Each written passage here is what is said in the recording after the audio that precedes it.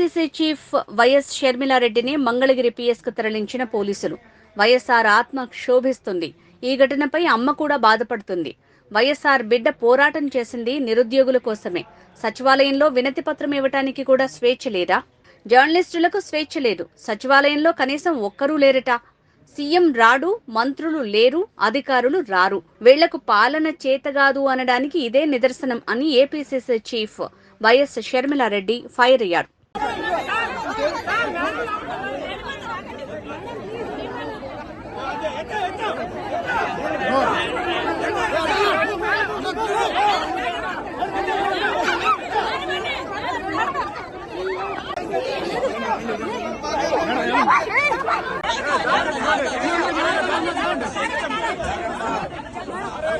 జాగ్రత్త.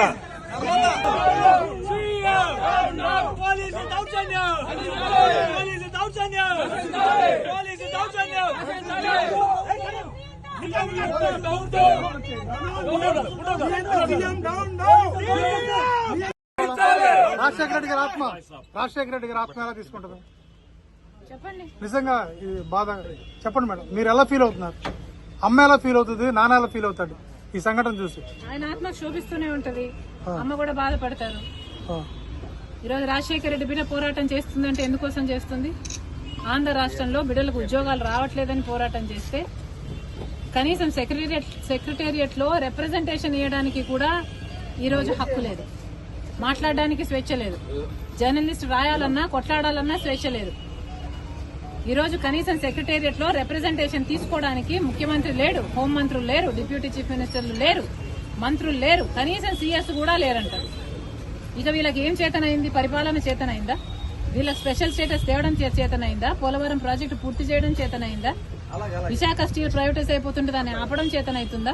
Capital city కట్టడం చేతనైతుందా? కనీసం మెట్రో అన్నది తేయడం చేతనైందా?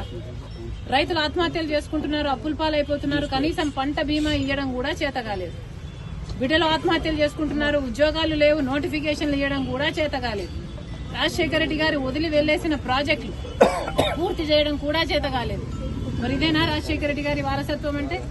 ఆలోచన చేయాలి. ప్రజల కోసం కొట్లాడుతున్నాం మేము ఈరోజు. కనీసం కనికరం లేకుండా, మహిళలను చూడకుండా రాత్రి నన్ను పార్టీ ఆఫీస్ లోనే ఉండేటట్టు చేశారు. పాపం కదా? ఒక ఆడపిల్లని ఇలా చేయడం పాపం కదా? పాపమే. ఆంధ్ర రాష్ట్ర ప్రజలకు, ఆంధ్ర రాష్ట్ర యువతకు చేస్తున్నది వీళ్ళు పాపమే. ముఖ్యంగా ప్రతిపక్షాలు, జర్నలిస్టులు ఇంతగా కొట్లాడుతున్నా కూడా కొట్లాడ కనీసం వీళ్ళ చిత్తశుద్ధిని కూడా ఈ రోజు గౌరవించకుండా ఈ రోజు ఇట్లా గాయపరిచి. మేడం, మీ ఆర్కే గారు మళ్ళీ జాయిన్ అయ్యారు మంగళగిరిలో. అబౌట్ స్టూడెంట్స్ ఈ రోజు యువత గురించి మాట్లాడదాం. రేపు రండి, రేపు అడగండి, రేపు చెప్తాం. కానీ ఈ రోజు 2,30,000 ఉద్యోగాలు ఇస్తామని చెప్పి ఇయ్యలేదు. జాబ్ క్యాలెండర్ ఇస్తామని చెప్పి ఇయ్యలేదు. 23,000 మెగా డిఎస్సీ అని చెప్పి ఈ రోజు దగా డిఎస్సీ 6,000 ఇచ్చారు. అది కూడా 26 రోజులు టైం ఉండగా ఇచ్చారు. పిల్లలు ఎలా ప్రిపేర్ అవ్వాలి? అసలు ఈ ప్రభుత్వానికి మనసే లేదు. ఉండను బండను మీ చేతి గాయం ఎవరు చేస్తారు? పోలీసులు ఇంకెవరు చేస్తారమ్మా?